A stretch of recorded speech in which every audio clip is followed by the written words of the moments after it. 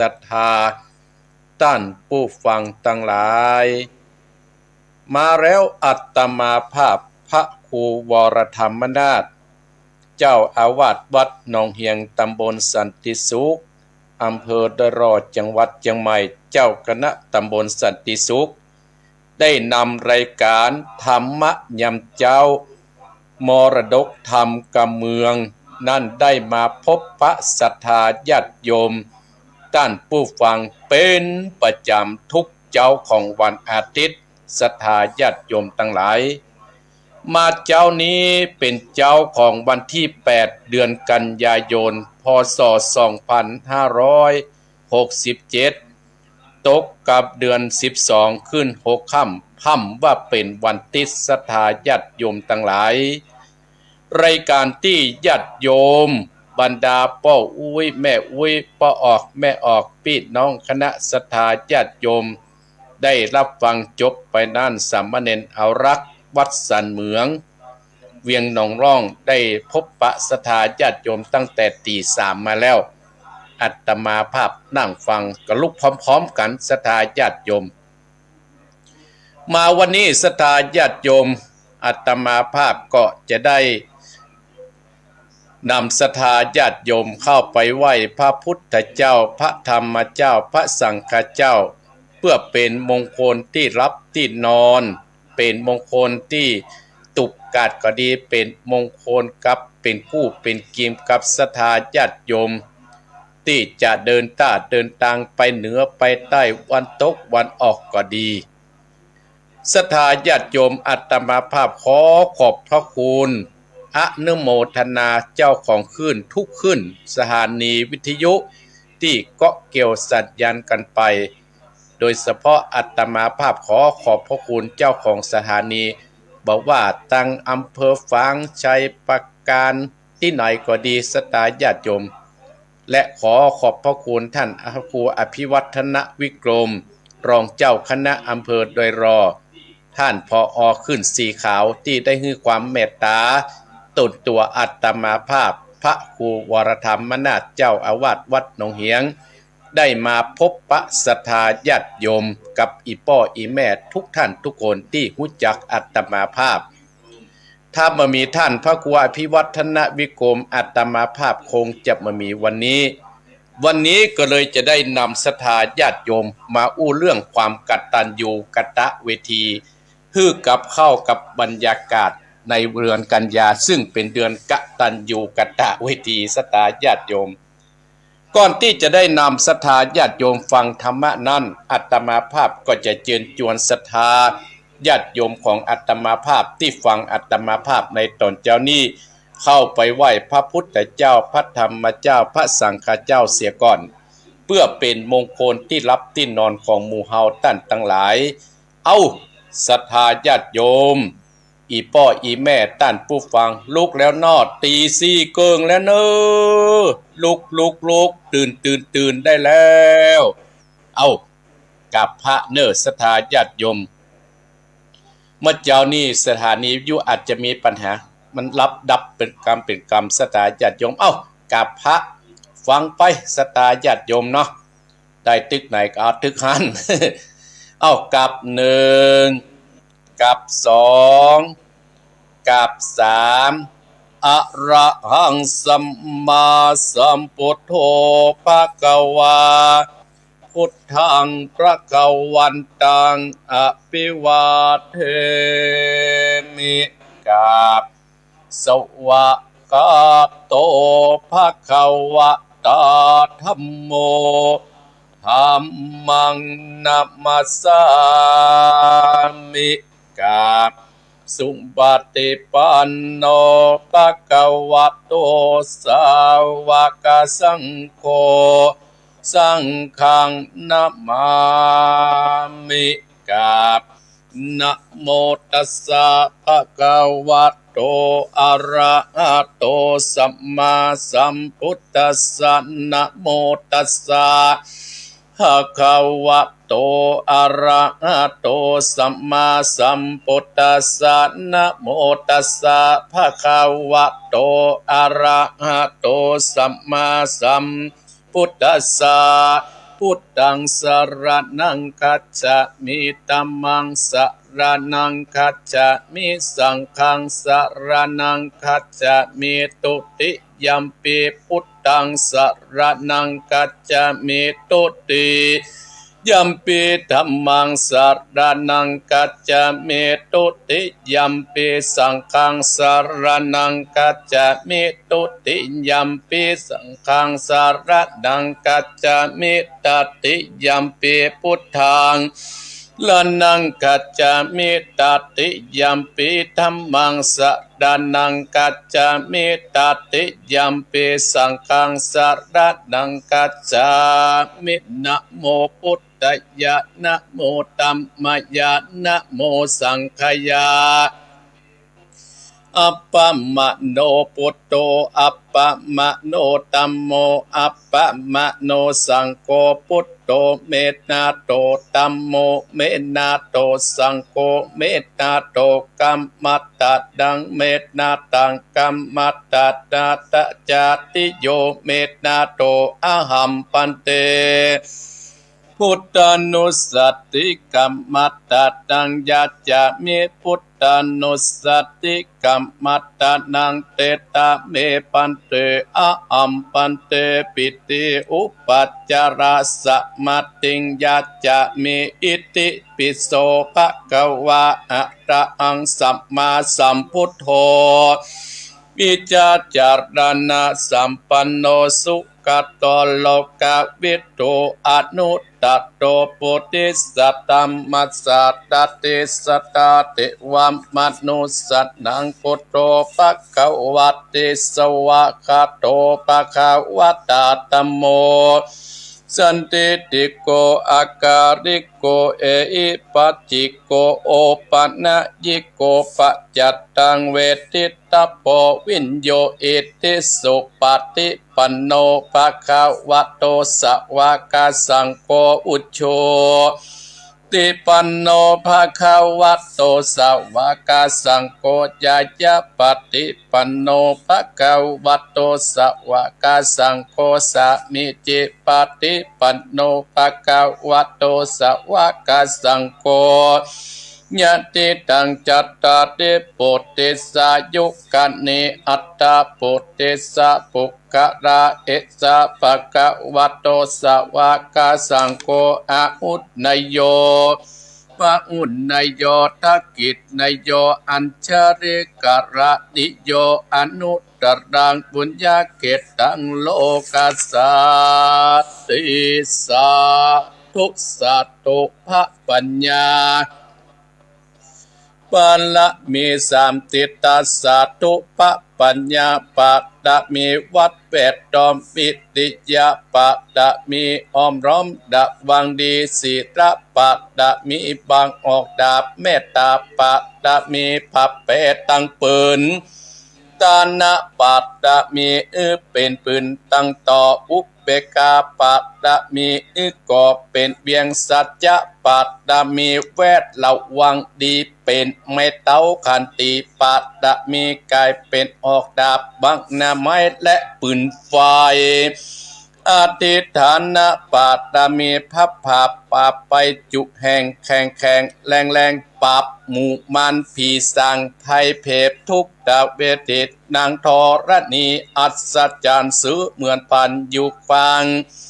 นำนาทีกว้างต่อกว้างแตกตีฟองนานองนานอเป็นข้าวตอกดอกไม้มาปูจาพระเกณฑ์ไตสตานพระพุทธังเลยจุกมาไปโปรดจุงมาอนุญาตโพดปุกาเตติดีแม่ทอดดัดนี้ออกมาติดม้อยผมอยู่ติดธาตุจังไรขัดขางาสับพ้นดินพ้นนำนาทีลงพระพายขอหับตับเต้าปะยามานเอาอาปุนขวกับยกมือตุนหัวใส่เกาผู้คานี้ชื่อว่าเป็นลูกศิษย์พระพุทธเจ้า ตนมีบุญสมปันอันมากพระพุทธเจ้าจริงตั้งพระปัญญาปาดะมิไว้เก้าจานตั้งไว้ตั้งหน้าก็ได้เก้าจานตั้งไว้ตั้งหลังก็ได้เก้าจานตั้งแต่หัวถึงตีนก็ได้เก้าจานเส้นว่าลูกปืนจักมาเสมอเมือนพลเสนอาก็จักบอกมากระไดข้าพเจ้าก็ได้ไว้ว่าพุทธกุฏนังตัมมะกุฏนังสังฆกุฏนังพุทธอินตาธรรมอินตาสังฆอินตาสะแม่ธรณีผู้หยุดเดือดน้ำอยู่กำแผ่นดินการกาละเนกเกิดเติงยังกุลปากแก้วเจ้าตั้งสามพระการคือกุลพระพุทธังกุลพระธรรมังกุลพระสังฆังกุลแดดกุลฝนกุลน้ำกุลลมกุลกุราชเจ้าก็ดีกุลพระเจ้าตนเป่าวัดนาก็ดีกุลนางอุตราก็ดีกุลพระปัจเจเจ้าก็ดีกุลแม่ทอดดัดนีเจ้าก็ดีจุงมารักษากรรมนาและกำลังยังตนตัวเองข้าพเจ้าและเจ้าของสถานีกู้สถานีและต้านผู้ฟังจุคนในวันนี้ยามนี้แต่ที่ดีแต่เตอพุทโธพุทธังอะระหังธัมโมธัมมังอะระหังสังโฆสังฆังอะระหังพุทโธพุทธังหักษา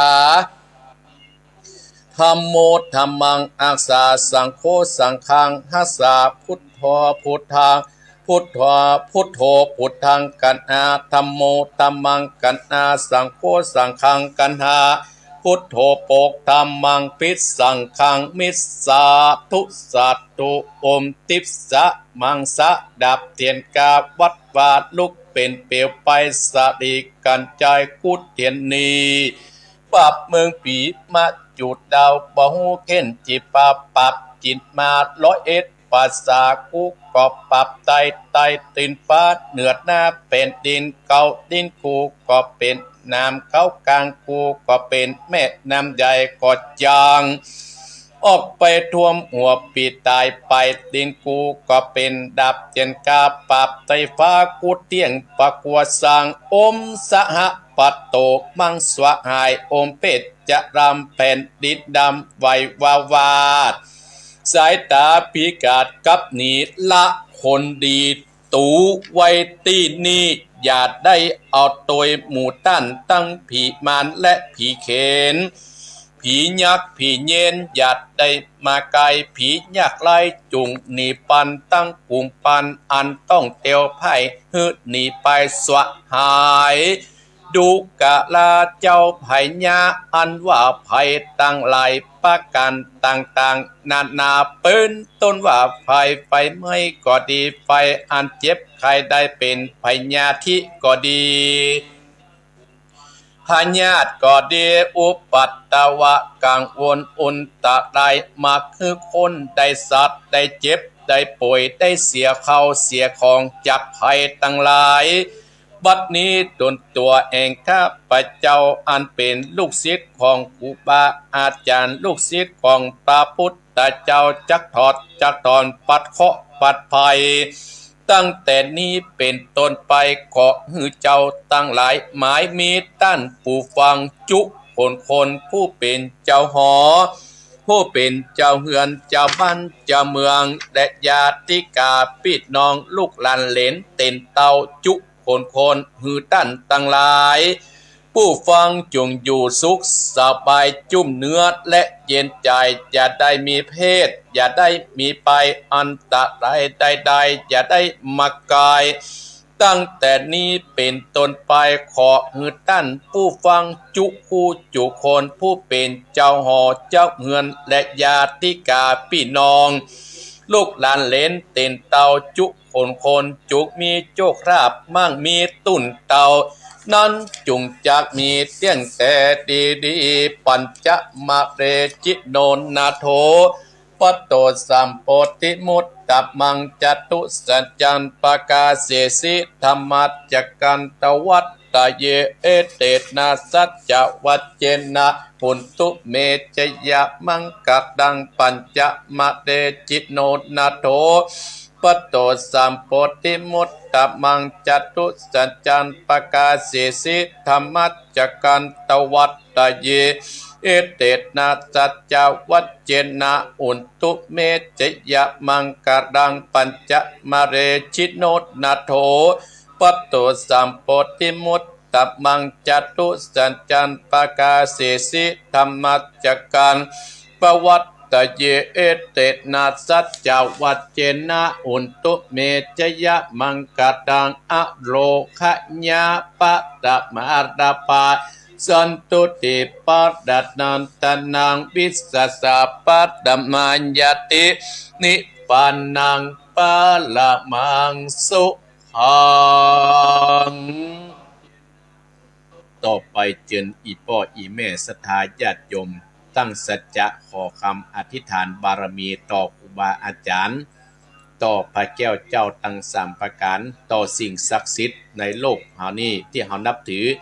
จงมาปลุกห่มรักษาอย่างตนตัวของศรัทธาท่านผู้ฟัง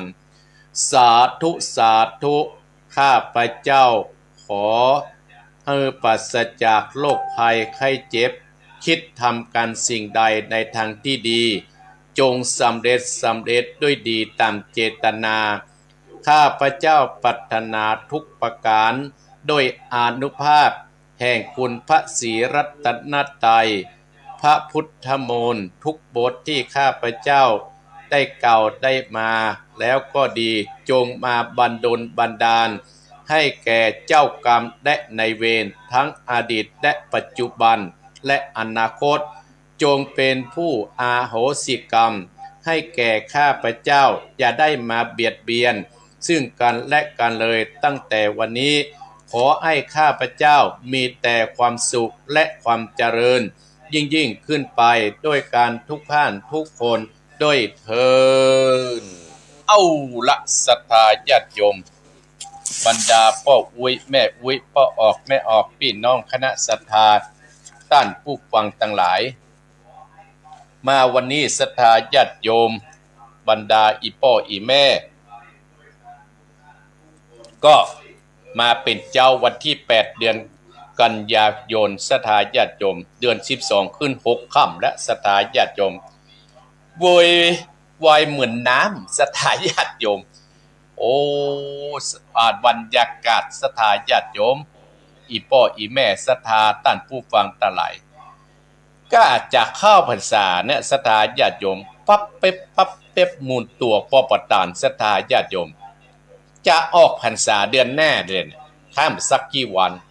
นับจากวันนี้ก็ข้ามสักกี่ศีลแล้วอาตมาภาพนับเอาตอนที่อาตมาภาพไปลงอุโบสถนี่ศรัทธาญาติโยมกลางพรรษาเฮาเนี่ยจะมีอยู่13ศีล13ไหว้พระศีลน้อยศีลใหญ่นะศรัทธาญาติโยมอีพ่ออีแม่จะไปปล่อยเวลามันลอยไปจะไปบอกว่าโอ้กูนี่มันมีเวลาที่จะไปวัดไปวาโอกาสเนี่ยศรัทธาญาติโยม3เดือนเนี่ยมี13ศีลเท่านั้นบางคนได้มาวันศีลเดียวศรัทธาญาติโยมบ่ได้มาเพราะว่าเวลาปล่อยเวลามันล่วงเลยไปเพราะว่าอาตมาเข้าใจศรัทธาอีพ่ออีแม่ศรัทธาท่านผู้ฟังเฮาเพราะว่าต่างคนก็ต่างมีภาระหน้าที่อย่างอาตมาภาพนี่เป็นต้นศรัทธาญาติโยมวันหนึ่งเนี่ยศรัทธาญาติโยมสมัยก่อนเนี่ยอาตมาภาพกินข้าวแล้วจะหลับห้องหรอโอ้ประเดี๋ยวนี้เกือบแทบจะไม่ได้หลับตะวานี่สำหญิงศรัทธาญาติโยมมาดูมาวันนี้วันที่8เดือนกันยาเนี่ยศรัทธาญาติโยมโอ้นักแก่เนี่ยจากออกรายการแล้วอีพ่ออีแม่ก็จะได้ไปบิณฑบาตจากบิณฑบาตก็จะมาแบกกรรมเป็นของโบราณเนาะจะปูจาเข้ากู้อายุฮือศรัทธาจากปูจาก็เขาจะให้จะฉันข้าวแล้วก็จะไปงานตานสังฆทานต้นเงินวัดบ้านห้วยน้ำขาวซึ่งเป็นวัดของอาตมาภาพวัดเก่าบ่ไปกับได้ปิกมาก็จะไปวัดคันธวาสตุ้งปุยศรัทธาญาติโยมปิกมาจากวัดตุ้งปุยแล้วก็จะไปพุทธมณฑลเนาะไปพ่อเพิ่นจัดสถานที่กับปิกเข้าวัดก็คงจะค่ำศรัทธาญาติโยมปกติวันติดจะได้อยู่วัดพ้องศรัทธาต่างบ้านต่างจองเปิ้นก็มาเอียหาเป็นเตื้อแต่วันนี้นี่บ่ได้อยู่วัดแล้วศรัทธาญาติโยมวันพุธวันที่9 7 โมงก็ต้องมีพุทธมณฑลแล้วเนี่ยศรัทธาญาติโยมวันพุธนี้เนอะศรัทธาญาติโยมพี่น้องอำเภอโดยหล่อของเฮาทุกวัดทุกวาที่ว่างภารกิจกอบไปกับพระคุณเจ้าเพิ่นก็ได้ศรัทธาญาติโยมอันพวกนี้โอ้ครูบาอาจารย์เจ้าคณะโหนใหญ่ๆเพราะอาตมาภาพยังบักมาคูดเกยเพิ่นนะเพิ่นว่าอาตมาภาพก็ว่าแปลว่าพระสงฆ์ครูบาอาจารย์เปิ้นจัดใหญ่ๆเปิ้นมาในพื้นที่ของอำเภอโดยรอบของเฮาอาตมาภาพก็จะไปไหว้ไปสาไปคือการต้อนรับไปร่วมกับคณะสงฆ์ทุกรูปทุกตนเพราะฉะนั้นอาตมาภาพก็เชิญชวนอีพ่ออีแม่คณะสัตยาติโยมท่านผู้ฟังในอำเภอโดยรอบที่ฟังอาตมาภาพในตอนเช้านี้คนอื่นก็มาได้ในสัตยาติโยมวันค่ำเปิ้นจะหล่อพระ32 เมตรศรัทธาญาติโยมที่จะเกิดขึ้นในอำเภอเดรอที่พุทธมณฑลอำเภอเดรอเนาะศรัทธาญาติโยมอาตมาภาพขอบคุณศรัทธาญาติโยมที่เข้ามาพอนักเนอแมงปอปิกบังอยู่ปทุมธานีปุ่นแม่พาแม่ดงรักแม่จิรพันธ์โมป้อโอหลายผู้หลายคนเนอศรัทธาญาติโยมท่านอาจารย์ตันตะวันท่านอาจารย์พระบดิกาพรชัยอยู่นครศรีธรรมราชเข้ามาพออาตมาภาพอนุโมทนาสาธุเนอศรัทธาญาติโยมมาแล้วศรัทธาญาติโยมอู้ไปนักหาเวลามันไหลไปศรัทธาญาติโยมอาตมาภาพตั้งแต่ตี4เกินถึง6 โมงเมื่อเช้าบ่ได้ตี 5และศรัทธาญาติโยมยังบ่ได้เข้าเรื่องเข้าแล้วเด้อศรัทธาญาติโยมกำลังห้ำหอยอยู่ก่อนอื่นนั่นอาตมาภาพอนุโมทนากับศรัทธาที่ได้บริจาคเข้าของที่เอาไปร่วมซับน้ำตาเห็นเลยซับน้ำตาชาวใต้กันมาจ้ะไปช่วยศรัทธาไปส่งเคราะห์พี่น้อง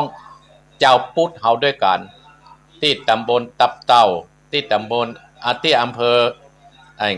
เงาเนาะจ้ะถ้าอาตมาเหงา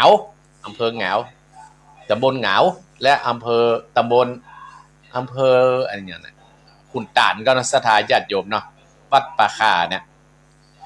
อาตมาภาพก็ได้ไปร่วมครูบาอาจารย์กันศรัทธาญาติโยมโอ้ก็ขอบคุณแม่สุทัศน์ดีมูลแม่สุทัศน์กำลังฟังอยู่เนาะและหมอตาบอดที่บีบที่อยู่บ้านห้วยน้ำขาวอาตมาภาพก็ซองมอบเพื่อท่านอาจารย์ป้าควยพิวัตรนิโกมดเนอศรัทธาญาติโยมหลายผู้หลายคนที่ฝากซองอาตมาภาพที่บ้านส้มปอยที่อาตมาภาพประเทศทำแหมที่บ้านสันหินที่อาตมาภาพเอาไปซื้อน้ำหมดเนอะได้ประมาณ50-60 แพ็คแล้วก็ค่อยแหมที่อาตมาภาพเอาไปนะศรัทธาญาติโยมโอ้ไปนักอะลำรถอาตมาลำรถดำเนี่ยที่สถานเจ้าหันอาตมาภาพเอาประกาศไปงาน3-4 คนที่บริจาคอาตมาภาพได้บุญได้กุศลอาตมาภาพเอาไป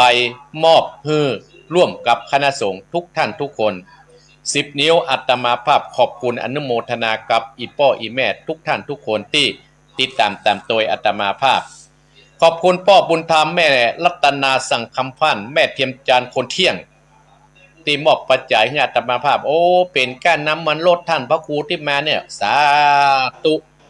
ก็ขอให้พระกำลังของแม่เทียมจานคนเที่ยงและพ่อบุญธรรมแม่รัตนาสั่งคำพันบ้านปุงหนองบ้านสันประเชษที่อนุโมทนาที่เป็นการนุ่งน้ำมันลดที่อาตมาและเพื่อได้เป็นการเทศในวันนี้โดยเนอพ่อบุญธรรมแม่รัตนาสั่งคำพันบ้านปุงหนองวันนี้จะเอาธรรมที่ว่าสุญโย7 ประการศรัทธาญาติโยมมาเทศเทศนาให้ศรัทธาญาติโยมบรรดาอีพ่ออีแม่ได้สดับรับฟังการกู้คนวันนี้ศรัทธาญาติโยม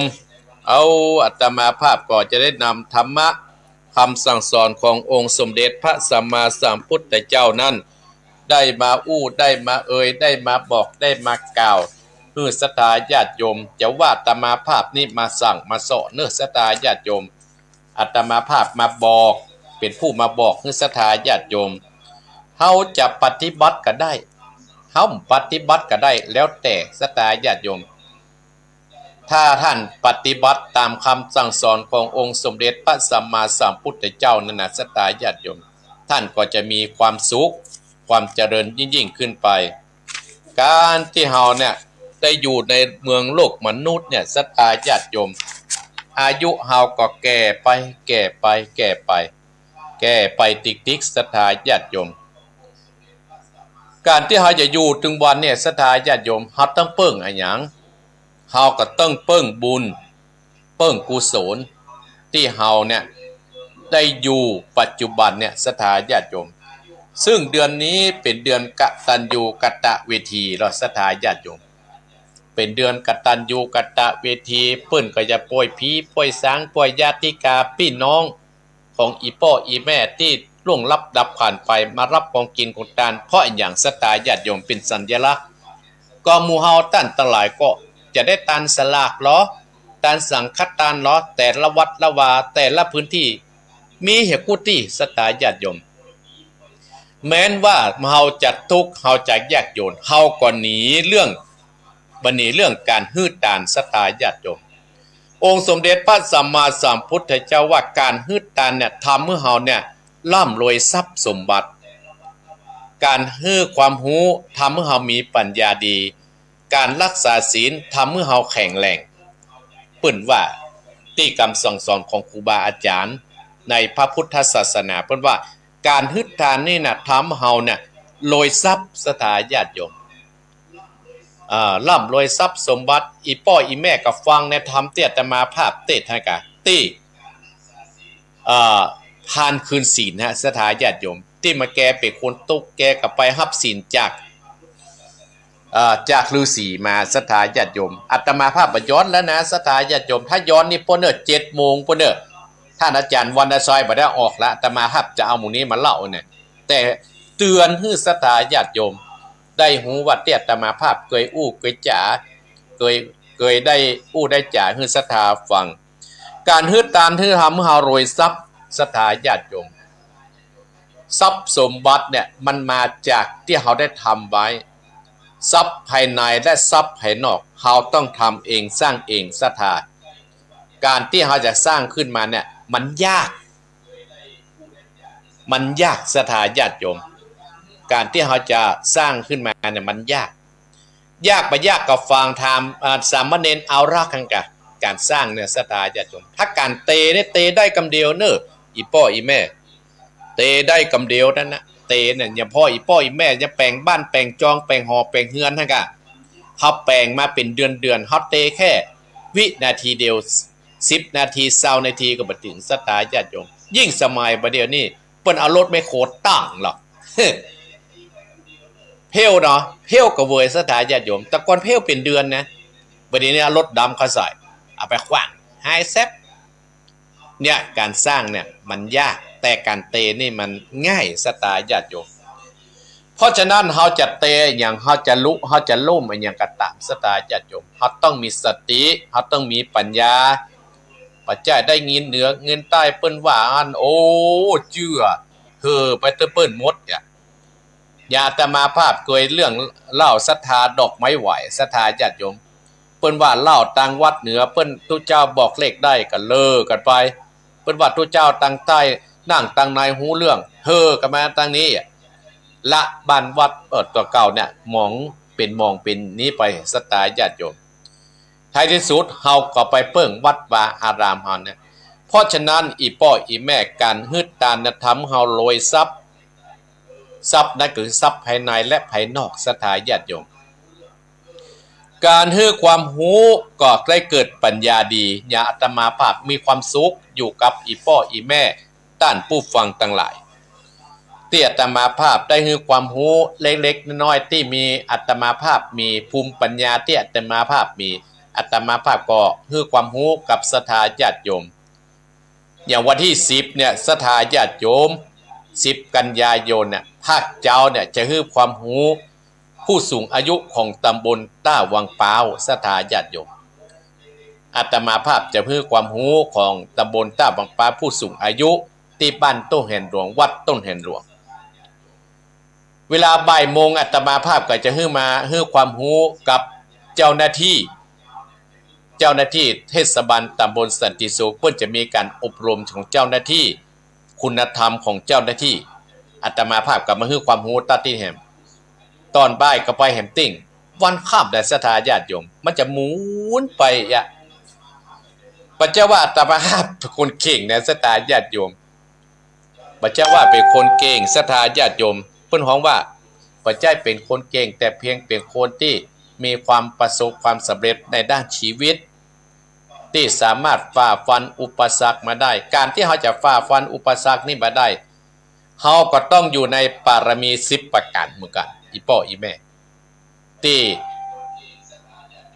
ครูบาอาจารย์เปิ้นใจนั้นคืออย่างมีความมีวิริยะมีขันติศรัทธาญาติโยมถ้ามีขันติความอดทนน่ะคงจะอยู่ยากศรัทธายุคยิ่งยุคสมัยนี้อีพ่ออีแม่โอ้อยู่ยากเตียวปันดังใดก็คือระวังนะศรัทธาญาติโยมจะอู้จะจาก็คือระมัดระวังเนี่ยเตื้อเตียวไปเฮาเตื้อเฮาบรรยายธรรมก็ดีเขากรรมทอดซับและศรัทธาญาติโยมเอากรรมดีๆนี่นะเขามาเอาหรอเอากรรมดีที่เขามาเอากรรมที่บดีที่เป็นลอดคุ้มลอดโคผลข่าวไปเผยแพร่ศรัทธาญาติโยมเปิ้นถึงบอกว่าข่าวดีเนี่ยศรัทธาญาติโยมถ้าไผเอาไปออกในเสี่ยงสตังถ้าข่าวบดีเนี่ยข่าวเนี่ยโปดโทษโคนทำมันหุ่มหรอกอาตมาภาพนึกถึงกรรมพ่อกรรมแม่กรรมครูบาอาจารย์สอนนะว่าระวังเน้อจัดหน้าจัดตาคนดีเนี่ยมันอยู่ยากนะคนดีเนี่ยมันอยู่ยากนะคนบดีเนี่ยมันจะมาก้อยเฮานะไอ้หมู่ดีๆทั้งหลายเนี่ยมันจะหนีเข้าไปอยู่ในป่าไปหรอกอาตมาภาพมันนึกถึงบรรยากาศเนี่ยถ้าอย่าเปลี่ยนไปตามแต่เนี่ยศรัทธาญาติโยมเพราะฉะนั้นเฮาต้องเกาะเฮาต้องกำกันไว้ถ้าเฮาบักเกาะเฮาบักกำกันไว้ในศรัทธาญาติโยมเฮาก็จะสูญเสียสิ่งที่ดีๆเกิดขึ้นในภาวะปัจจุบันนี่นะอาตมาภาพบ่ได้ว่าฮื้อภายเนื้อศรัทธาญาติโยมคนเฮาน่าจะต้องมีสติปัญญานะต้องมีสติปัญญาฮื้อความรู้ปัญญาเนี่ยศรัทธาญาติโยมการรักษาศีลเนี่ยทำให้เฮาแข็งแรงแต่เนื้อศรัทธาญาติโยมทำให้เฮาแข็งแรงอาตมาภาพนึกถึงองค์สมเด็จพระสารีบุตรเนี่ยศรัทธาญาติโยมซึ่งองค์สมเด็จพระสัมมาสัมพุทธเจ้าเนี่ยได้ยกย่องพระสารีบุตรเนี่ยเป็นสาวกผู้เลิศทางปัญญาและมีความกตัญญูเนี่ยพระพุทธเจ้าเฮาเนี่ยยกพระสารีบุตรเนี่ยซึ่งเป็นสาวกของเปิ้นเนี่ยยกคือเป็นผู้เลิศทางปัญญาพระสารีบุตรเนี่ยเป็นผู้ที่มีปัญญาศรัทธาญาติโยมสามารถเนี่ยแตกฉานปัญหาที่เกิดขึ้นแต่ถ้ามีพระสารีบุตรบัดเดี๋ยวนี่บัดเดี๋ยวปัจจุบันนะฮะเพื่อจะแก้ปัญหาประเทศเขาเด้อโซดไปประเทศก็แล้วเพื่อจะแก้ปัญหาแต่ศรัทธาญาติโยมเปิ้นเลิศทางปัญญาและมีความกตัญญูกตวิธีเนี่ยศรัทธาญาติโยมพระพุทธเจ้าเฮายกย่องว่าโอ้เนี่ยถ้าสารีบุตรเนี่ยเปิ้นเลิศทางปัญญาและมีความกตัญญูกตเวทีเปิ้นเลิศทางนี้เน้อศรัทธาญาติโยมพุทธเจ้าของเฮานั้นทรงยกย่องพระสารีบุตรว่าเป็นเลิศกว่าภิกษุทั้งหลายในด้านสติปัญญารวมทั้งด้านความกตัญญูกตเวทีเนี่ยเดือนเนี้ยเป็นเดือนกตัญญูกตเวทีศรัทธาญาติโยมอาตมาภาพก็เลยนึกเอาเรื่องความกตัญญูมาอู้จาให้หมู่เฮาดีกว่าเนาะลูกๆหลานๆอาตมาภาพก็จะยกตัวอย่างความกตัญญูของพระสารีบุตรเช่นพระสารีบุตรเนี่ยรับเป็นพระอุปชาศรัทธาญาติโยมพระอุปชาเหมือนพ่อแม่นะศรัทธาญาติโยมพ่อแม่ของตู้เจ้าง่ายๆอย่างอาตมาภาพนี้ก็พระอุปชาก็คือหลวงปู่ครูบาอินเนี่ยศรัทธาญาติโยมที่อาตมาภาพปูจากุลเพิ่นทุกวันเนี่ยแต่ยุคนี้สมัยนี้นะท่านทั้งหลายพระสงฆ์องค์ข้าเจ้าเนี่ยอาจจะลืมอุปชาเขาพ้องก็ได้บางครั้งก็เนรคุณอุปชาอาจารย์ก็ดีไปปอเนรคุณครูบาอาจารย์ที่กลับมาบวชก็ดีมีนะศรัทธาญาติโยมมีนะแต่อาตมาภาพได้ยินแต่เพิ่นเล่ากันมาเนี่ยศรัทธาญาติโยมแต่อาตมาภาพนับถือหลวงปู่ครูบาอินเนี่ยซึ่งเป็นพ่อของอาตมาภาพเป็นอุปชาอาจารย์ ยี่อย่างพระสารีบุตรรับเป็นอุปชาเปิ้นบวชฮื้อผายเปิ้นบวชฮื้อลาพระพามลาท่าพามเปิ้นซึ่งเป็นคนเฒ่าสถาญาติโยมและคอยอบรมลาท่าพามจนลาท่าพามเนี่ยได้บรรลุเป็นพระอรหันต์เพราะว่าพระสารีบุตรจำได้ว่าลาพระพามคนเนี่ยเคยใส่บาตรด้วยขั้นนะทำก็เข้าทับพีเดียวเนี่ยสถาญาติโยมเหมือนว่าเข้าก้อนหนึ่งอาศัยบาตรเนี่ยคนใดที่มีความกตัญญูกตวิธีต่อพ่อต่อแม่ต่อครูบาอาจารย์เนี่ยสถาญาติโยมมาเอาครูบาอาจารย์ไปนินทาว่าร้ายบาเลือกรรมครูบาอาจารย์เนี่ยตกน้ำบาไหลตกไฟบาไหม้อีพ่ออีแม่แล้วถ้าเราบ่มีความกตัญญูต่อครูบาอาจารย์บ่มีความกตัญญูต่อพ่อต่อแม่นะท่านหมู่เฮาตั้งหลายจากการสัตว์นะอย่างกามสุนทรผู้พูดว่างัวควายจ้างม้าเนี่ยตายแล้วเหลือหนังดุเข่าแห่งยังเอาใจกันได้จารุสุดปุ่มและไส้คนเฮายังกินลำอินต้องคนเฮาสหายพี่น้องตายแล้วไผ่หมู่ข้องอะไรสุดแต่ดุพวกเขายังเอาขว้างไก่กลัวจักเป็นผีภัยมาหลอกบ้านได้มาหลอกหมู่เฮาได้ถ้าเฮามันมีความกตัญญูต่อครูบาอาจารย์มันมีความกตัญญูต่อที่รับที่นอนมีความกตัญญูต่อพ่อต่อแม่ต่อครูบาอาจารย์เนี่ยท่านทั้งหลายจะทำมันอย่างยากศรัทธาญาติโยมเพราะทุกวันนี้อาตมาภาพเนี่ยจะไหว้หาครูบาอาจารย์ไหว้ของผู้ที่มีพระคุณที่เปิ้นได้อยู่กับเฮาที่ได้ส่งเสริมเฮามาศรัทธาญาติโยมบ้านเมืองยุ่งกันเพราะขาดความกตัญญูนี่แหละศรัทธาญาติโยมพระสารีบุตรเนี่ยรับเป็นอุปชาลาทพามและคอยอบรมลาทพามพระแก่ๆอายุนักได้บรรลุเป็นพระอรหันต์องค์หนึ่งเพราะว่าพระสารีบุตรจำได้ว่าลาทพามเคยใส่บาตรด้วยข้าวทัพพีเดียวศรัทธาญาติโยมเนี่ยอีพ่ออีแม่บรรดาศรัทธาญาติโยมลูกหลานตันเต้าแถมอย่างหนึ่งศรัทธาญาติโยมพระสารีบุตรได้ฟังธรรมจากพระอัจฉริเพียงแต่พระสารีบุตรได้ฟังธรรมจากพระอัจฉรินึ่งประโยคต้านท่านทั้งหลายนึ่งประโยคต้านเนี่ยทำให้เห็นแจ้งว่าสิ่งใดเกิดขึ้นแล้วสิ่งนั้นล่มดับเป็นธรรมดาจึงไปจวนพระโมคคัลลานะและบริวารถึง250คนศรัทธาญาติโยมได้ไปขอบวชกับพระพุทธเจ้านับตั้งแต่นั้นมาเป็นต้นมาพระสารีบุตรหูว่าพระอัจฉริเนี่ยเพิ่งเป็นอาจารย์อยู่ทิศใดเนี่ยก่อนนอนพระสารีบุตรจะไหว้และหันหัวไปทางทิศนั้นเพื่อระลึกถึงบุญคุณของพระอัจฉริที่ได้สอนธรรมะเพียงประโยคเดียวท่านทั้งหลายธรรมที่พระอัจฉริสอนให้กับพระสารีบุตรประโยคเดียวคือเนี่ยสิ่งใดเกิดขึ้นสิ่งนั้นย่อมดับเป็นธรรมดาเหมือนทุกวันเนี่ยศรัทธาญาติโยมหมู่เฮามีอนิจจังทุกขังอนัตตาเนี่ยเพียงแต่กรรมประโยคน้อยๆเนี่ยพระสารีบุตรยังมีความกตัญญูต่อพระอัจฉริเลยศรัทธาญาติโยมไปจวนพระมหาโมคคัลลานะพร้อมคน250ไปบวชในพระพุทธศาสนาเมื่อรู้ว่าพระสารีบุตรนอนอยู่ตั้งใดอยู่ตั้งทิศเหนือทิศใต้พระอัจฉริจะหันหัวไปดั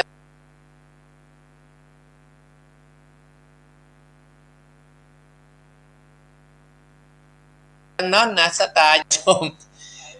อาตมาภาพเนี่ยนอนตึงวันเนี่ยเอารูปครูบาเนี่ยหลวงปู่ครูบาอินเนี่ยศรัทธาญาติโยมเป็นที่ตั้งจะนอนอาตมาภาพก็กราบแต่บางคนเนี่ยศรัทธาญาติโยมประกราบครูบาอาจารย์หรอกมันมีครูบาอาจารย์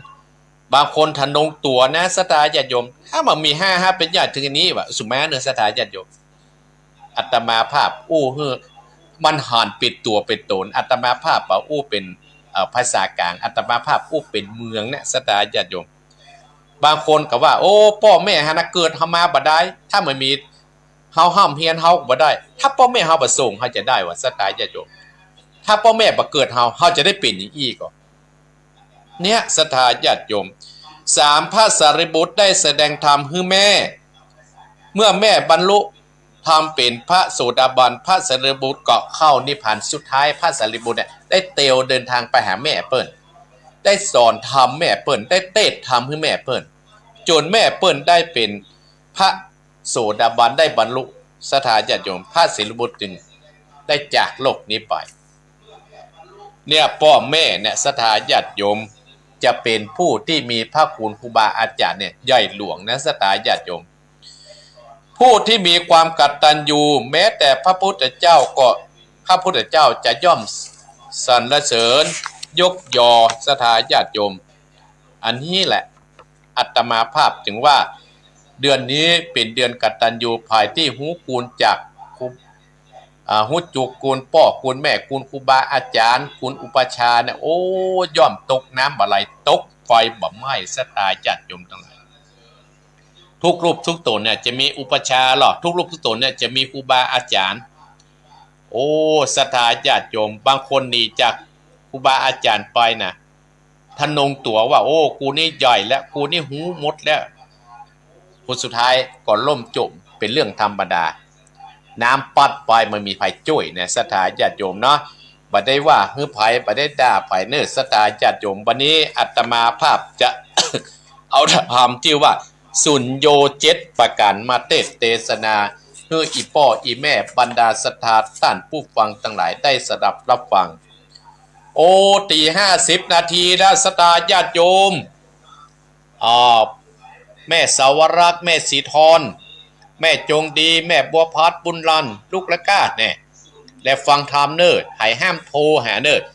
ถ้าบอกคือโทรห้ามโทรเนอเพราะว่าถ้าโทรเนี่ยจบไปเลยนะสตาญาติโยมตอนเจ้านี่อนุโมทนากับพ่อคุณตาแม่รัตนาสั่งคำพันแม่เทียมจันทร์คนเที่ยงได้เป็นเจ้าภาพการเทศชื่อว่าสุญโยเจ็ดประการสตาญาติโยมสุญโยเจ็ดประการที่อาตมาภาพจะได้มาเทศนาให้อีพ่ออีแม่ได้สลับรับฟังในตอนเจ้านี่เวลาเดี๋ยวนี้ตี50 นาทีละสตาญาติโยมตื่นลุกได้แล้วเนอะทำจะขึ้นแล้วนะทำจะขึ้นแล้วนะก็ยังได้ก็ดีศรัทธาญาติโยมวันที่10เนอะวันที่10ผู้สูงอายุบ้านต้นแห่นหลวงตำบลเต้าวังเปาอาตมาภาพจะได้ไปบรรยายเรื่องคุณธรรมผู้สูงอายุเฮาจะอยู่กับครอบครัวจะใดเฮาจะใจรับความข้อใดอยู่กับครอบครัวอยู่กับสังคมนั้นเฮาก็ไปฟังอาตมาภาพเชิญชวนอีพ่ออีแม่บ้านต้นเลียงตำบลเต้าวังเปาเนอะที่วัดต้นแห่นหลวงเนอะเวลา 9 โมงครึ่งถึง 11 โมงเนอะรายการของอาตมาภาพจะได้ไปบรรยายที่ห้านเวลาบ่ายโมงก็จะบรรยายที่คือเจ้าหน้าที่ของเทศบาลตำบลสันติสุขเปิ้นมีการอบรมความจริงเทศบาลตำบลสันติสุขเนี่ยนิมนต์อาตมาภาพเวลาเดียวกันแต่ผู้สูงอายุตำบลเต้าหัวเปานิมนต์อาตมาภาพ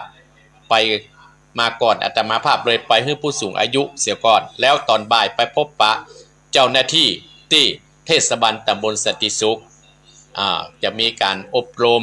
คุณธรรมในกับการทำงานศรัทธาญาติโยม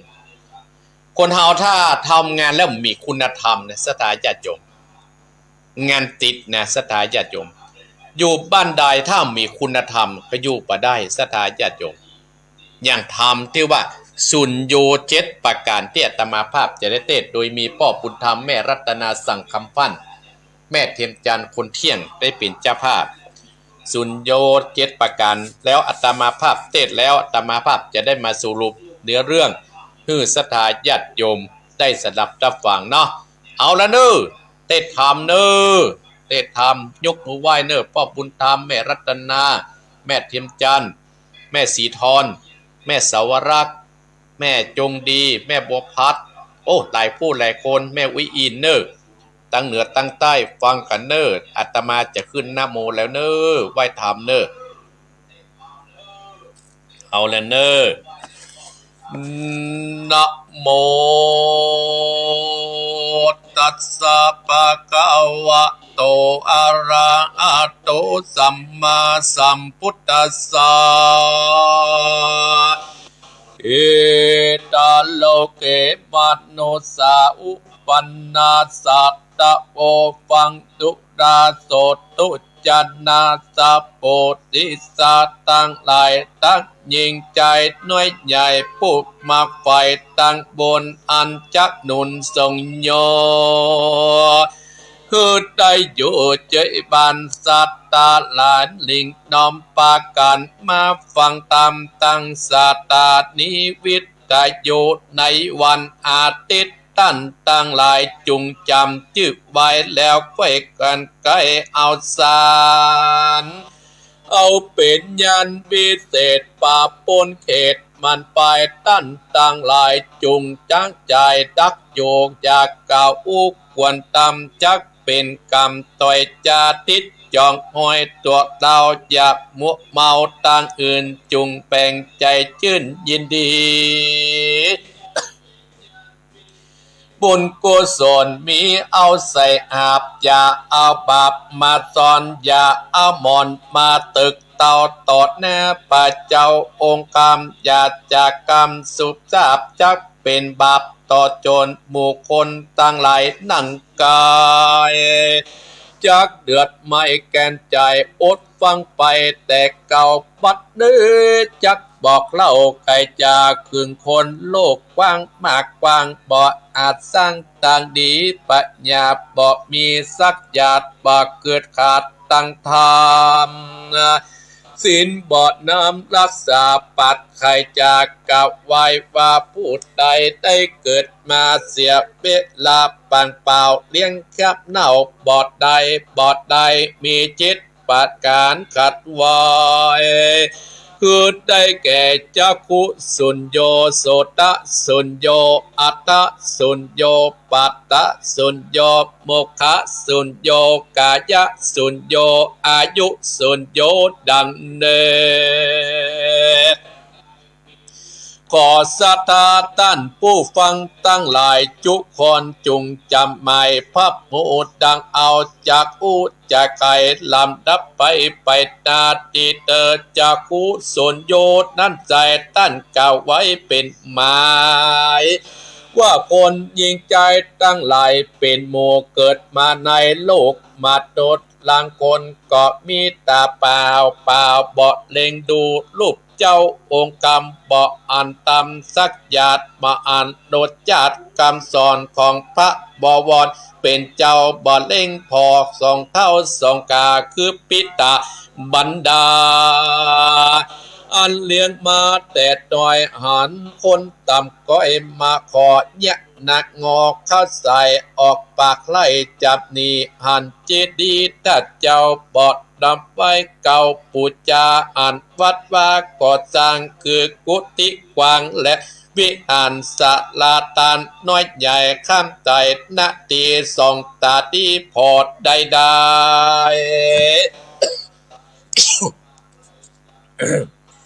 บ่ภายพันเข้าไกลไปช่วยกันกัดตำลาหรือจักะช่วยกรรมอุทิพัมปัจจัยเล่งอันใจให้เจ้าสินใส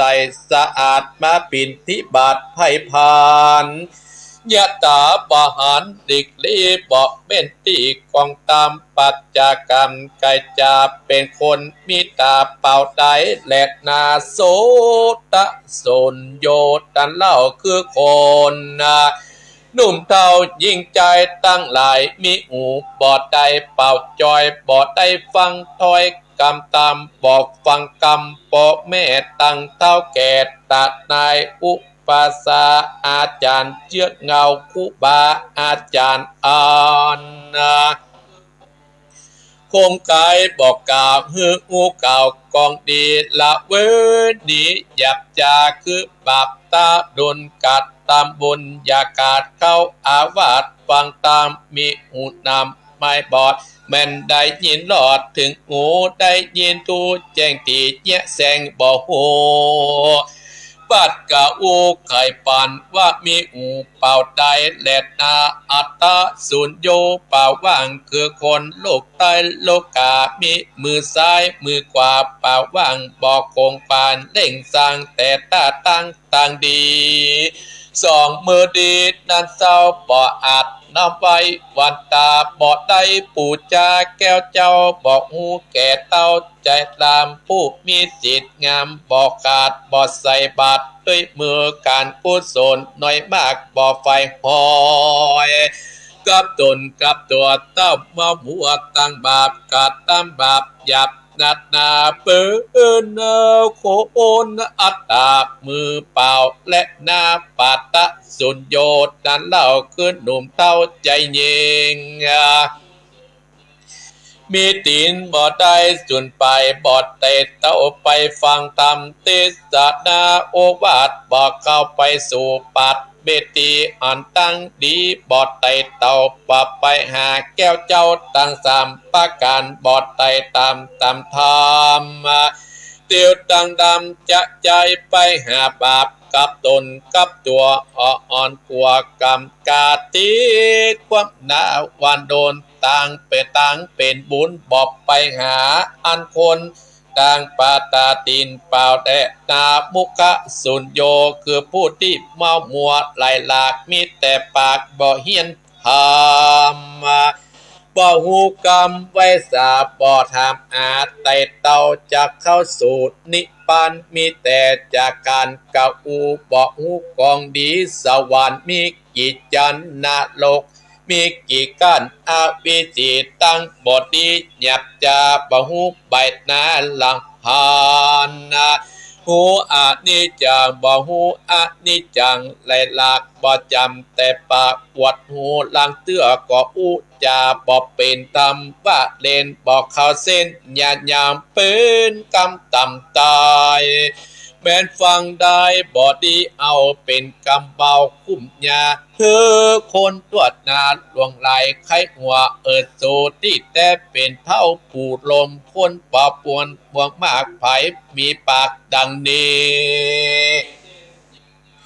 อาจารย์เจ้าเกีบอกเล่าว่ามีปากสูญเปล่าได้แหลดนากาญะส่วนโย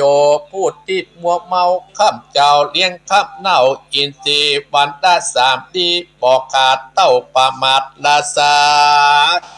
เจ้าประมาทดาสาบอตามอาจตั้งศีลมีแต่นับกินนับอยู่คลังขุดงูลิงก่อนได้แองอ่องตัวเก่าบ่มีอันใดเล่าติดตามลงเมื่อมันจักควายหันแต่ตั้งหยับจ้าตาโลนต่างเป็นบนไก่โยดกัดตำกามโหดนาก้อนว่ามันเหมาะหลาดนาตายมวยมังก็ทุกปากกว้างดงเขียวไปคนเดียวจะใจละข้าไปลงเดียงหืดนอนกินหยาบเอาแต่บาปตุยไปบอกมีปุญใดช่วยกรรมอื่นล่วงล้ำต่างปานจุงเอาอาจารย์บอกเล่าว่าได้เกิดเป็นคนเป่าดอบได้อายุสุญโยดนั้นเล่าตามกล่าวว่าเป็นตาคือคนนามวลหมู่มีอายุเกิดเมื่อนานสินจังการอาแปดบอกกดแกวดอักษากะคุณนาใหญ่หน่อยบอดจองห้อยกับตนเต้าเปาโรนไม่บอดบอกเกิดรอดอเวจีนักบาดเก่าเป็นใหม่อายุหลายแก่เต่าตั้งแต่เด็กอ่อนหูสิบปากุลปาละหลอกศีลบ่ภาคเสียตนและดาเอโกมัตตาจิโยปะลาปะตุตาตาเท่าตัดอาเท่าปัตตาไม่บอดหมูแจ้งหลอดสั่งการเกิดมาบอดดันป่าว่างบ่หูก่อสร้างต่างบนอายุหลายแหล่บ่เป็นเท่าแก่ดอมได้ข้าวหอมข้าวของไหลมักเต่าไว้รูปเต่าเหล่าเรนเก็บนมน้ำเนนไว้จุกใจบอดนาอุตสาหกันยากทุกลำบากเกืองกีเสื้อผ้าดีพุดกาดเข้าน้ำกาดและงานเท่าลูกหลานมวลมากปากก่อนนี่ไก่บอบมีไผ่ใจใส่เลี้ยงลูกใหญ่ปีมาซ้ำเอาหลานมากาลาขี้ข้างลงล่างจาหักบุตรดายังบอดเต้าหักลูกหักหลานจักไปกินไปตันกอบมาเก่าข้างไฟ ฝ้าอยู่ข้างเก๊กหาคนมาจ่าเอินเปล่าฮึหูข่าวขี้ยาว่าเข้าวัดว่าขวงแก้วเพิ่นนาเพวกวาดเพวอารามวัดว่าจิตเตียนตามทุบตายยกมือไหว้ฟังตามกฎจากกรรมกล่าวอ้างว่าวางยังการใจบอดเจยบันติดดอยมันเป็นวัดใหญ่น้อยจำอายกวบไปกวนใจเจ้าหมูก็ลวดอยู่ดอมได้ลุกลานลายแตะใส่ละตะไวไปหลังเท่าอยากกินสั่งบอดใดตุกลำบากนาตามอยากกินลำจิ้นป่าเขากอบมาจ้าอุเล่าสั่งบ่พอและนาเท่าตั้งหลายบอกมีเส้นใสเต้าประมาทและนาตั้นตั้งหลายเหตุนานใจโคนโลกใต้ยิงตายจุงจำหมายเมียดไว้เฮาเกิดมาได้หนึ่งจาติอย่าได้ขาดเมตตาเตี้ยงเตาใจจูเฝ้าเวตาลเสียงจังการแปดอาจเดินจาตักษามันเข้าหาหน้าปาดเข้าวัดฟังธรรมฟังแล้วก็ขอเฮือด้านตั้งร้อยจดจำจื้อไว้เป็ดไม่ตายสนใจบาปบุญใดมากกว่างให้ได้สั่งอมไว้จักได้ใส่ยองตอบมาเกินรอบไปโดนกันมีปุญแล้วใจเตี้ยงใจสวดสดีบาปมีติดตัวจักมาตอบตายก็ไล่ขึ้นไว้จักปากันเวกาดกรรมไม่บาดตัดโดนกัดตามบุญจะใจได้ฮือได้เจยบันเอาเป็นยานกว้างใหญ่ที่ข้ามไตไปรอดเพียงแก่ยอดเนลปานอ่านสุขสำราญข้าเจ้าจะได้โศกเศร้าเคืองกา ขอฮือตั้นตั้งหลายผู้ฟังรายการโมดดโดกธรรมกำเมืองของวันอาทิตย์ของอัตตมาพระกุวรธรรมมานาจจูผู้จุคนขอฮือมีความสุขความเจริญเที่ยงเต่าการกูคนนิติตังกิยาอันเก่าสุญโยเจ็ดประการกอบบังคมสมเลสเดชเอาละศรัทธาญาติโยมอัตมาภาพได้เทศนาธรรมสุญโยเจ็ดประการได้นำธรรมะคำสั่งสอนข้อคิดได้มามาจาศรัทธาญาติโยมจูบมานี่ได้1 ชั่วโมงและศรัทธาญาติโยมขอบคุณศรัทธาแม่ปวดจันกันทาก็ดีและโยมสมพรรัตนังปาเมือดโยมแวชายโดยปุยไพวันกันทตาโอ้หลายคนศรัทธาญาติโยมที่ฟังอยู่ สระบุรีโดยผู้คนฟังอยู่ปุ่นนครศรีธรรมราชที่โทรมาหาอาตมาภาพว่าโอ้มาอยู่ทางเพจได้ฟังกำเมืองถ้ามีการถ่ายทอดเนี่ยบ่ได้ฟังท่านพระครู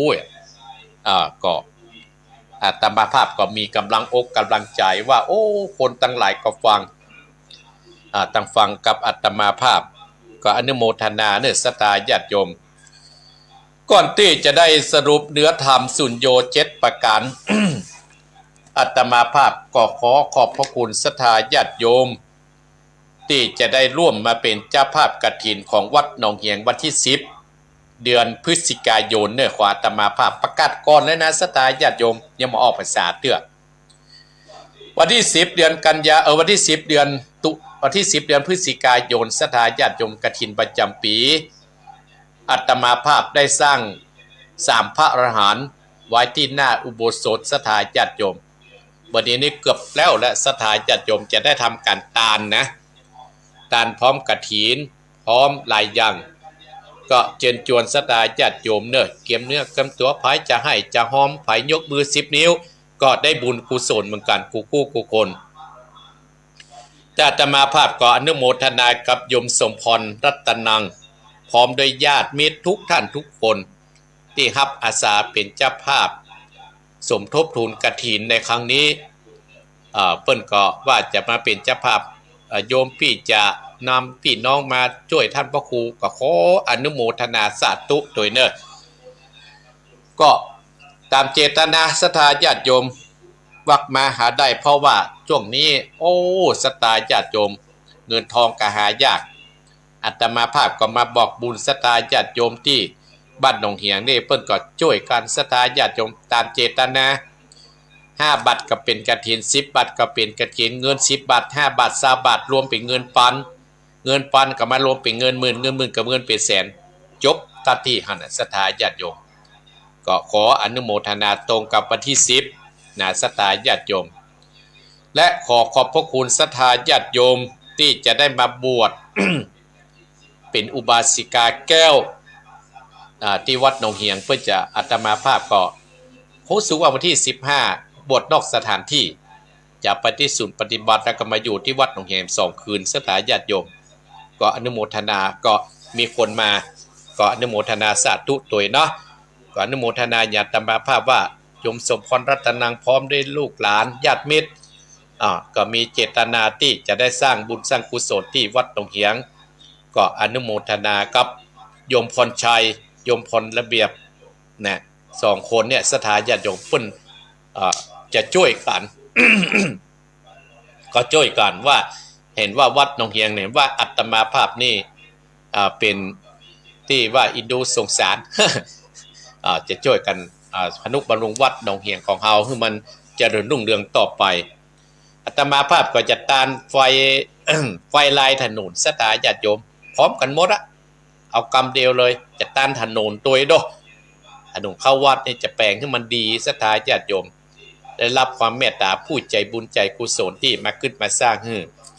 ก็ขอให้เป็นบุญเป็นกุศลกำจุอุดหนุนศรัทธาที่ช่วยอัตมาภาพและวันที่22ศรัทธาญาติโยม มาเนี่ยก็จะมีการทำบุญสังฆทานตามต้นเงินสลับประจำปีทางวัดก็ได้เอาเก้าอี้อย่างเนี่ยศรัทธาญาติโยมมาเป็นสังคือจะตานเข้าวัดก็อนุโมทนากับแม่สีทรบ้านหนองบัวชัยประการรับไป2 ตัวศรัทธาตัวละ120 บาทโอ้อนุโมทนาเนอะแม่สีทรเนี่ยก็ขอให้แม่สีทรเนี่ยลูกนั่งสบายจะได้เจ็บแข้งเจ็บขาอันนี้สูงนี่ก็เมื่อมันพดเพียรลูกเพียรหลานแม่เขียวแสนสีบ้านหนองบัวชัยประการรับไป2 ตัวนายแดงนางอัชราพันน้อยโดยสุเทพ5 ตัวนายนพชัยแพงษาบ้านปัดแดดเชียงใหม่นางสาวสมพรทวิญญาปัดแดดเชียงใหม่พ่อหลวงอนุสารแม่หลวงวราพร2 ตัวบ้านเหล่ายาวใต้อำเภอบ้านโฮงตำบลเหล่ายาวแม่ครูแดงนงรัก2 ตัวนางรัตดาวงเติง บ้านเหล่ายาวเนื้อศรัทธาญาติโยมบ้านโฮง2 ตัวสมบูรณ์นางสายทองแม่แดง2 ตัวศรัทธาแม่แก้ว10 ตัวเนี่ยกำพลจันทร์สายทิศล่าเหล่ายาวโอ้ได้จะหนักเลยบัดนี้ได้รับความเมตตาศรัทธาญาติโยมที่ฟังทางเพจอยู่ปุ้นปทุมธานี50 ตัวศรัทธาญาติโยมอนุโมทนาสาธุโอ้ได้เป็น100แล้วเฮ้ยเอ้าเสียงนี่ไปกระดังไก่ปทุมธานีเพิ่นซื้อให้50 ตัวอนุโมทนาสาธุเนอะโยมเนอะแม้นว่ามีลูกสาวก็คือได้เป็นคุณนายเนอะแม้นว่ามีลูกผู้ชายก็คือเป็นนายร้อยนายพันบ่ต้องมาเป็นเจ้าให้เจ้านายอย่างหมู่เฮานี่เนี่ยมันอิดสไตล์ญาติโยมถ้าบ่ได้เป็นนายร้อยนายพันขึ้นมาเป็นตู้เจ้า ศรัทธาฟังตลกคบขันกับไปศรัทธาญาติโยมจะไปเครียดกับถ้ายิ่งเครียดก็ยิ่งแก่เว้ยเนอะ สลับน้ำธรรมคำสอนโดยมีพ่อบุญธรรมแม่รัตนาสังคำพันธ์ปงหนองจักขุสุญโยศรัทธาญาติโยม7 ประการจักขุสุญโย7 ประการข้อที่1ก็คือจักขุสุญโยคนเฮาเกิดแล้วก็มีตา2 แก้นศรัทธาญาติโยมตา2 เบื้องตาซ้ายตาขวาบางคนก็มีตาเบื้องเดียวบางคนก็ไม่กับตาบอดตาบ่ได้พอมองอันนี้เป็นกรรมนะศรัทธาญาติโยม แต่อีป้ออีแม่ต้านผู้ฟังของอาตมาที่ภาพที่ทำบุญกับเนี่ยเป็นคนมีบุญศรัทธาญาติโยมมีตาครบถึง2 แกนเมื่อมีตาครบถึง2 เบื้อง2 ฝ่ายซ้ายขวาศรัทธาญาติโยมเฮาจะเพื่อเป็นตาอันเปล่านะศรัทธาญาติโยม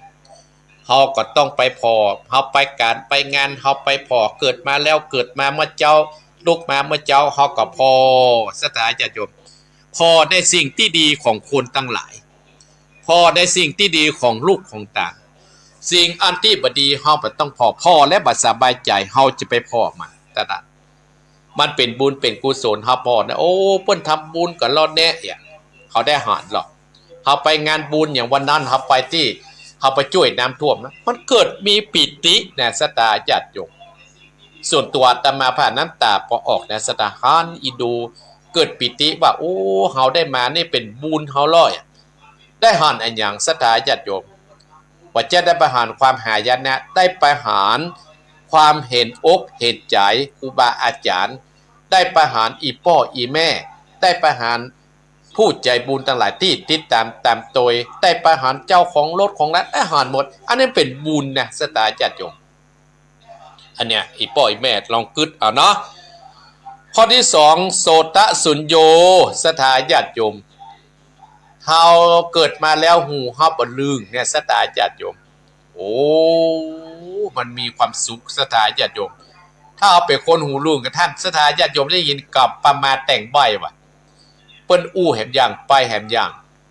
เนี่ยเฮาไปหั่นไปนี่คนที่หูลืมเพราะอย่างศรัทธาญาติโยมเปิ้นสอนแล้วบ่ฟังเนี่ยกะเปิ้นสอนแล้วเอาหูทนลมเนี่ยศรัทธาญาติโยมนั่งหั่นเนี่ยกึดไปเลยอ่ะแล้วผลสุดท้ายก็เป็นคนหูลึงหูตึงในศรัทธาญาติโยมมันทำเฮาเนี่ยมันเป็นบาปติดเนื้อติดตัวเฮาไปศรัทธาญาติโยมอันนี้ว่าโสตสุญโญคือมีหูแจ้งแสงสว่างอัฏฐสุญโญมือซ้ายและมือขวาเกิดมาแล้วศรัทธาญาติโยมเฮาก็ต้องช่วยทนุบำรุงช่วยฮู้จักว่าที่ต่ำที่สูงมือเฮาเนี่ยศรัทธาเฮาต้องใจให้มันเป็นประโยชน์มันเป็นเครื่องมันเป็นอาวุธที่ในตัวเฮาหรอกที่อาตมาภาพว่ามีมือเนี่ยเฮาก็ต้องพัฒนาเอาไว้อาสาไว้ครูบาอาจารย์ผู้พี่มีพระคุณทั้งหลาย อยู่บ้านกับเพลบ้านอยู่วัดกับเพลวัดศรัทธาญาติโยมอันเนี้ยเพิ่นบอกว่ามีถ้าเฮาขี่ไปโคนขี้คานเนี่ยมาตึงนี้นะศรัทธาญาติโยมเป็นตุกับขี้คานเป็นพระกับขี้คานเป็นคนบ้านกับขี้คานแล้วเฮาจะกินไอ้หยังศรัทธาญาติโยมเฮานึกถึงคนที่พิการเนี่ยเปิ้นบ่ท้อชีวิตหรอกที่อาตมาพาไปพบนะหันต้าจ้างก็มีแม่เพนครับหันตามบ้านพุ้ยน้ำขาวก็หันมีหมอมีป้อหมอบีบนวดที่ตาดี2 คนผู้เมียเลี้ยงคนได้ทั้งบางนะศรัทธาญาติโยมเลี้ยงลูกเลี้ยงหลานได้เพราะอย่างเปิ้นใจมือให้เป็นประโยชน์แต่ตาเปิ้นมหาศรัทธาญาติโยมเปิ้นเลี้ยงครอบครัวมาโอ้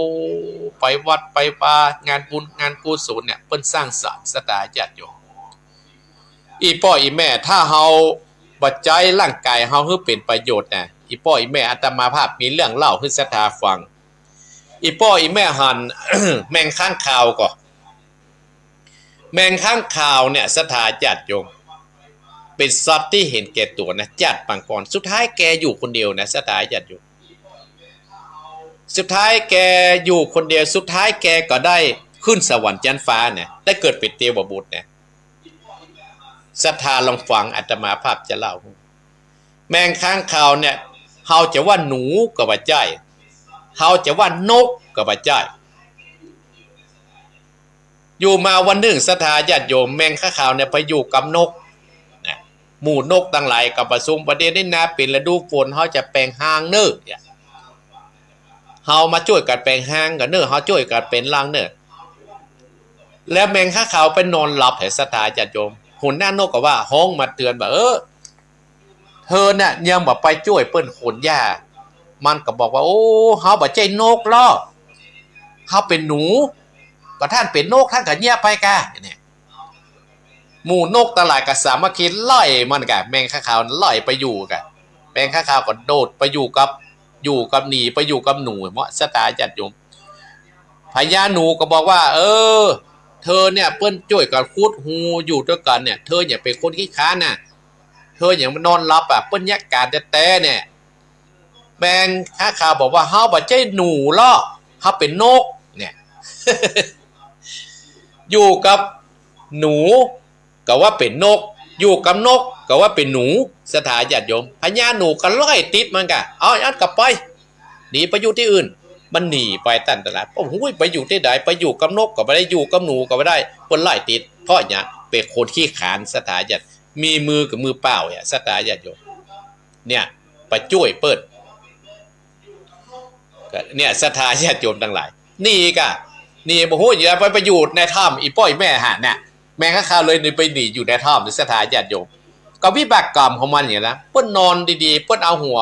นอนหนุนหมอนแล้วสถาญาติโยมนกก็นอนดีเหรอหนูก็นอนดีเหรอแม่งแค่ข่าวนอนสถาญาติโยมกรรมของมันที่บ่าคือความโลภไม่ลืมอัดตีนติดเพดานบวกสถาเพดานทำเอาหัวย่อนลงมาสถาญาติโยมยังไม่เป็นกรรมเนี่ยกรรมของฝ่ายของมันแต่นะวิบากกรรมมันจะตามมาอย่างเงี้ยนะสถาญาติโยมอีพ่ออีแม่ท้ายที่สุดนั้นสถาญาติโยมที่ในถ้ำนั้นมีพระธุดงค์ไปนั่งปฏิบัติธรรมเนี่ยได้ยินสถาญาติโยมแต่ก่อนเนี่ยแม่งข้าข่าวมาได้ฟังเทศฟังธรรมหรอได้ฟังธรรมคำสั่งสอนจากครูบาอาจารย์หรอเข้าใจคนเดียวอ่ะได้ยินทุเจ้าอรหังสัมมาสวดอิติปิโสแม่งข้าข่าวก็โอ้จิตใจก็เริ่มสงบขึ้นเกิดหูสถาญาติโยมทุเจ้าว่าอันนี้มันเป็นบาปนะนี่เป็นกรรมเนี่ยแม่งข้าข่าวก็ฟังเข้าจิตใจก็เริ่มสงบขึ้นสถาญาติโยมสงบขึ้นจนฟังพระธุดงค์นั่นน่ะจนม้วยหลับไปสถาตีนก็ลูดจากเพดานถ้ำน่ะยวะลงมาตายลังโบ๊กแมงข้าขาวตายอ่องเลยสถาญาติโยม ได้ไปเกิดเป็นเทพบุตรว่าสถาญาติโยมอันเนี้ยแค่ได้ฟังนะสถาถ้าได้ทำได้เกิดจะเกิดเท่าไหร่เนี่ยจะได้เต้าบุญได้นักเท่าไหร่แมงข้าขาวแค่ได้ฟังธรรมจากพระธุดงค์เนี่ยสถาญาติจิตใจมันต้อมเนี่ยอีพ่ออีแม่สถาญาติโยมจะหันคนตายเอาไปนิมนต์ตุเจ้ามาอย่าเพื่อจิตใจคนน่ะต้อมนะสถาญาติโยมเพราะฉะนั้นเพิ่นบอกว่าเราต้องอาศัยซึ่งกันและกันถึงจะเป็นบุญเป็นกุศลเอาแมงข้าขาวนี่เป็นตัวอย่างเนื้อสถาเพิ่นว่านกแป่งไปแป่งหางก็ว่าเขาเป็นหนูไปคุดหูก็ว่าเขาเป็นนกสุดท้ายก็หนีไปอยู่คนเดียวอันเนี้ยสถาญาติโยมปาตะสุญโยคือมิตีนเฮาเนี่ยเปิ้นเฮือเอาไว้เฮือเฮาเดินไปหาทางที่เป็นโยชน์เปิ้นมีวัดมีวามีอย่างสถาญาติโยมเปิ้นมีการมีงานอย่างเฮามีปาตะสุญโยเฮาไปร่วมทำบุญสร้างกุศลอย่างวันพรุ่งนี้เฮาก็ไปรวมตัวกันอยู่ที่พุทธมณฑลเนี่ยมุขสุญโยสถาก็คือมีกรรมปากกับจ๋าสถาอู้เป็นปากเป็นธรรมเฮือเปิ้นห้ำเปิ้นเฮียนเฮือไหว้สาอย่างอาตมาภาพนำอีป้ออีแป้มาเจ้าเนี่ยกายะสุญโยเฮาก็จะเพื่อเฮาแก่ไปด้วยอยู่หมื่นสถาญาติโยมเฮาต้องแก่ด้วยความรู้อย่างอีป้ออีแม่ต้านผู้ฟังทั้งหลายนะโอ้ตั้งแต่ฝางยันฮอดวะพดไปที่กู้ตังเนี่ยอันเนี้ยเพราะว่ากายะสุญโยคือบ่แก่ตัวนี้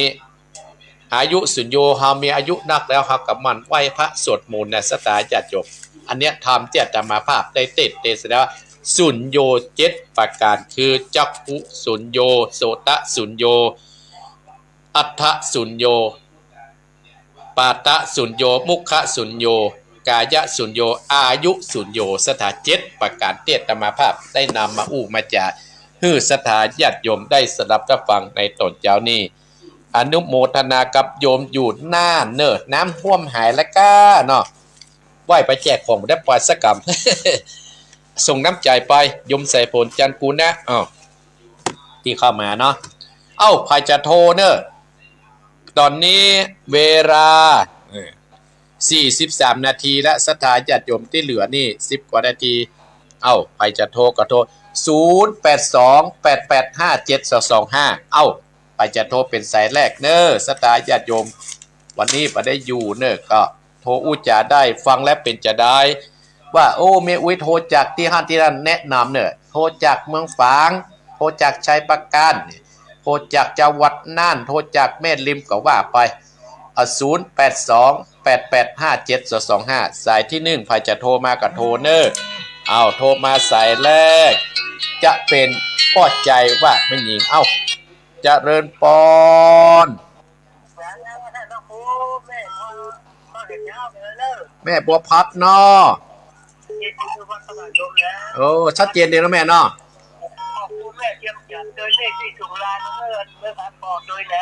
อนุโมทนาเนอจะโชว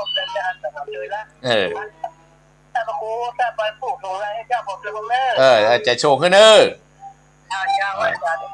เดินปอนสายต่อไปเจริญปอนแม่นิดกันเนี่ยแม่นิดปงน้องเนาะปงน้องไปเอาเบอร์ฮะเนอขอแม่นิดพรห่มปัญหานี่แม่เนอหน้ากับโฮมแต่ก่อนอู้ได้2 ชั่วโมงเดียวได้เสร็จเริ่มขึ้นแล้วแม่เฮ้ยอายุหนักเนาะบุญรักษาแม่เนอสาธุเจริญปอนสายต่อไปเจริญปอน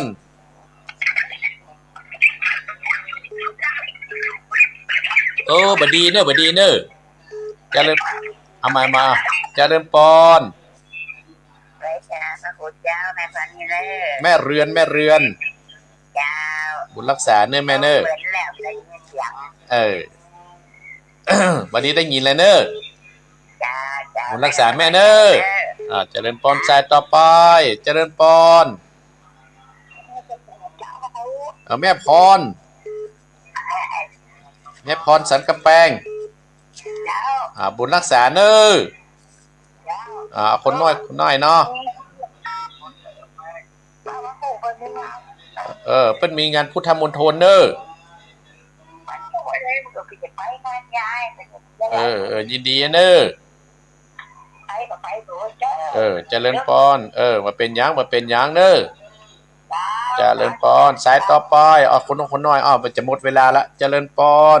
เจ้ากับพระสาเจ้าท่านพระครูวันนี้ตื่นขึ้นมาได้มีลมหายใจได้มีบุญแถมวันเนอได้ฟังน้ำฟังธรรมกับท่านพระครูแม่ทุกเกี้ยวผิดละพรสิทธิ์ตี้มโนงละปูนเจ้าท่านพระครูยินดีเนอเจ้ากับพระสาเนอท่านพระครูเจ้าสาธุเจริญปอนสายต่อไปเจริญปอนแม่ยังแม่โบเขียวหายไปไหนสมปอยไปอยู่ประเดี๋ยวดีแล้วเนาะบุญรักษาแม่โบเขียวเนอบุญรักษานะแม่เนอสายต่อไปเจริญปอนแม่ยังแม่น้อยพัดตาโทกตำบลดงไผ่เมืองลำปางเจ้าแม่น้อยตาโทกลำปางว่าจะได้พี่น้องลำปางพี่น้องแม่เหมือนได้ยินแม่โทรคนเดียวได้ยินก่อได้ยินวิทยุก่อวิทยุออกเจ้ายินดีเนอฟังแล้วเป็ดจะได้เข้าใจดีเนาะเจ้ายินดีนะแม่น้อยเนอแม่เป็นกำลังใจท่านเนอจะเลินปอนนะแม่เนอจะเลินปอนสายต่อไปจะเลินปอนแม่สีทอนขอบคุณเนอบอกให้แม่สาวรักษ์ซื้อตัวกามันงานข่าวดับหลานเพิ่นอยู่หลานเพิ่นตายใกล้ๆคนนี้ก็บ้านอยู่หลานก็ไม่ยากบอกหูเรื่องแล้ววะอนุโมทนาแม่เนอจะเริ่มปอนสายต่อไป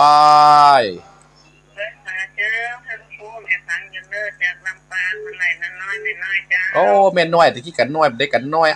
เนาะอุตดีลำปางอุตดีจะเบิ้ลลำหันแม่นะเนาะได้ปากกันเจ้าแม่ฟังตัวแม่ใบขาตัวตลอดแม่ฟังทำตัวเนาะยินดีนะที่ฟังกู้วันติดเนอ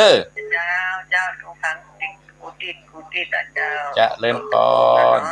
จะเริ่มปอนนะแม่เนอสายต่อไปจะเริ่มปอนไว้สาครั ป้อบุญธรรมเต็ดขึ้นแล้วเนอเต็ดแล้วนะเอาปอดเจ้าไป2 ตัวเนอะ2 ตัวอนุโมทนาเนอแล้วจะโอนเนอะได้อนุโมทนาสาธุเนอปอเนอบุญรักษาสายต่อไปเจริญปอนแม่น้อยกัดนัด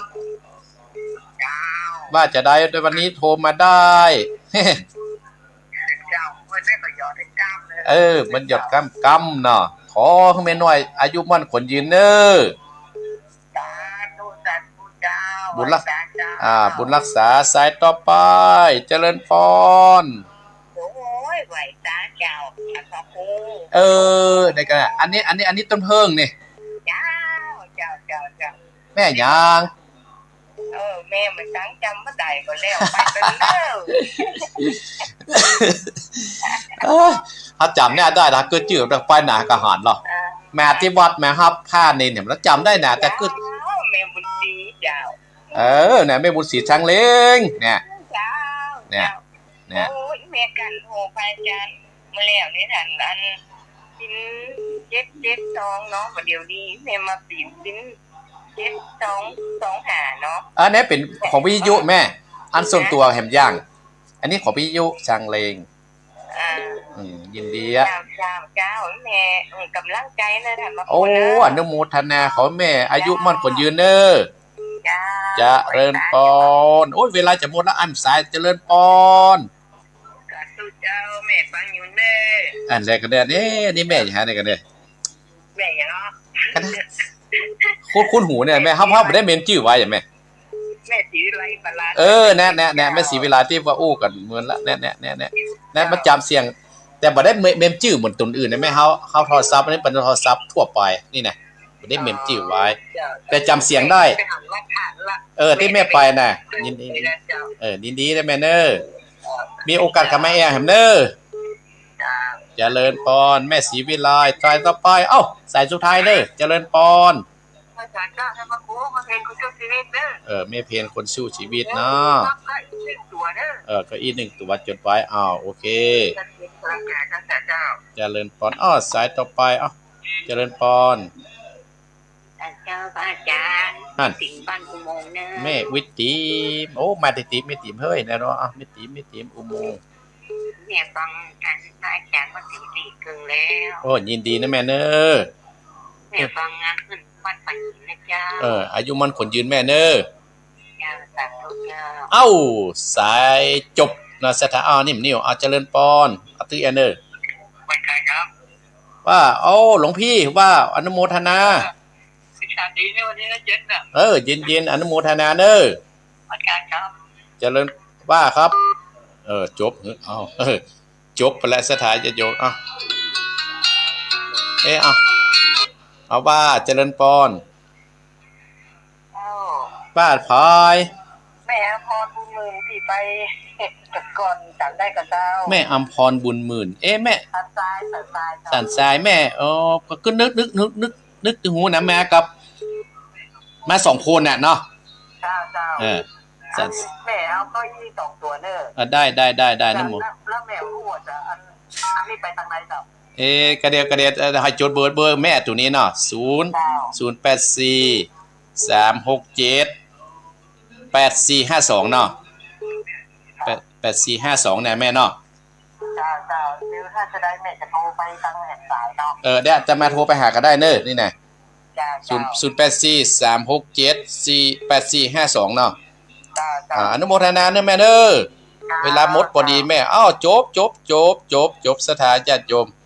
เวลาหมดแต่ท่านพระครูพี่วัฒนวิกรมจะตัดสายแล้วนี่ จะด่าแล้วนะเอาละสถานญาติโยมอนุโมทนาแม่บัวพัดฝางแม่นิดปุ่งน้องแม่เรือนอำปางแม่พรสันกำแพงแม่สุกแก้วศิราพรแม่โบเขียวส้มปอยบนดอยแม่น้อยบรรทัดโตกลำปางแม่สีทรน้องชายประการแม่น้อยลำปางป้อบุญธรรมปุ่งน้องฮับเก้าอี้2 ตัวแม่น้อยกัดนัดแม่บุญศรีสร้างเรงบ้านต้นเพิงแม่ศรีวิไลโดยสเก็ตแม่เพนต้าจ้างแม่ติ๋มอุโมงค์ และหลวงพ่อเจียงดาวแม่อัมพรสันไซนับกระอิ่ม2 ตัวและพ่อบุญธรรม2 ตัวอนุโมทนาเนื้อสตาญาติโยมก็ได้จะโทรหาเนาะอย่างใดแล้วก็อนุโมทนาศรัทธาญาติโยมเตี้ยอัตมาภาพมีการแม่นศรัทธาช่วยสนุทำรงอัตมาภาพก็ขอเป็นบุญเป็นกุศลกำจุอุดหนุนศรัทธาญาติโยมให้ทุกท่านทุกคนนะมีแต่ความสุขและความเจริญปรารถนาสิ่งใดก็ขอให้สมความมุ่งมั่นปรารถนาทุกประการคิดเงินให้ได้เงินคิดทองให้ได้ดองเนอะมีลูกมีหลานก็ให้หยุดถ้อยฟังกรรมกันว่ามีลูกหัวใจให้ได้เป็นในร้อยในพันเนอะกันว่ามีลูกมีหญิงก็ให้ได้เป็นคุณหญิงคุณนายเนอะที่ได้กินได้ตานกับอัตมาภาพและอนุโมทนาขอบคุณนางสมพรรัตนังพร้อมได้ครอบครัวญาติมิตรกับโยมพรชัยคุณระเบียบคุณโยมพรชัยคุณโยมระเบียบที่ได้ร่วมบุญกุศลที่จะร่วมเป็นเจ้าภาพกฐินเนอร์ศรัทธาญาติโยมเนาะ